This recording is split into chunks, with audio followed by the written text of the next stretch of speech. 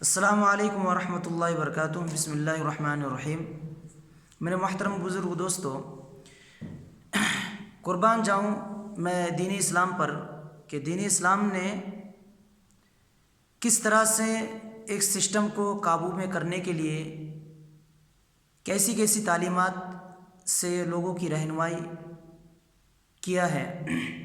ناظرین، جب کسی علاقے میں وبائی مرض پھیل جائے تو وبا پھیلنے کی وجہ سے اس مرض میں اس علاقے میں باہر کے لوگ داخل نہیں ہوں گے، باہر کے لوگ دور رہیں گے، اس علاقے میں جانے سے اس وقت تک پرہیز کریں گے جب تک کہ وہ وبا وہاں سے ختم ہی نہ ہو جائے۔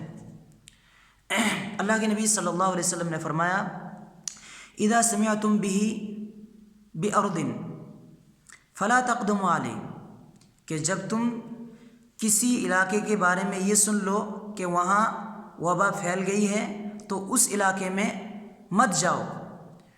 وَإِذَا وَقَعَ بِأَرْضٍ، اور جب کسی علاقے میں بیماری پھیل جائے، وبا پھیل جائے، وَأَنْتُمْ بِهَا، اور تم وہاں موجود ہو، فَلَا تَخْرُجُوا فِرَارًا مِّنْ، تو تم وہاں سے نہ نکلو۔ یعنی دونوں طرف کے لوگوں کو اللہ کے نبی صلی اللہ علیہ وسلم نے کیا زبردست تعلیم دی ہے کہ جو لوگ باہر ہیں وہ باہر ہی رہ جائے، اور جو لوگ اس علاقے میں ہیں وہ علاقے میں ہی رہ جائے۔ علاقے میں جو لوگ ہیں صحت یاب، وہ لوگ وہاں سے باہر نہ نکلیں۔ اگر وہ لوگ باہر نکلیں گے تو ہو سکتا ہے کہ مرض پھیلتی چلی جائے گی۔ تو یہ جو آج لاک ڈاؤن کیا جا رہا ہے، یہ تعلیم اسلام پہلے ہی دے چکا ہے۔ اگر ہم اس چیز کو مان لیتے تو شاید ہندوستان میں یا دوسرے وہ ملک جو بہت زیادہ اپنے افراد کو، اپنے نوجوان کو، اپنے بوڑھوں کو، اپنے لوگوں کو کھو چکا ہے، شاید وہ نہیں کھوتے۔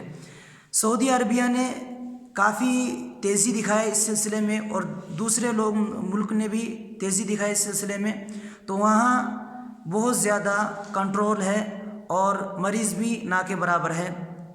تو ہمیں بھی ایسے ہی کرنا چاہیے تھا۔ جب ہم نے دیکھ لیا کہ اس طرح کے وبا پھیل رہا ہے تو ہم فوراً چوکنا ہو جائے اور کسی کو اپنے علاقے میں آنے نہ دیں۔ ناظرین، آپ سے درخواست ہے کہ آپ کسی بھی اجنبی آدمی کو اپنے یہاں آنے نہ دیں، اپنے بیچ اٹھنے بیٹھنے نہ دیں۔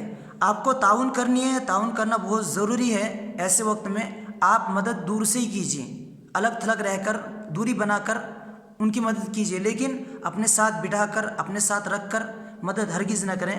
اللہ تعالی ہمیں اس وبا سے اور ہر طرح کی پریشانی سے حفاظت فرمائے۔ والسلام علیکم ورحمۃ اللہ وبرکاتہ۔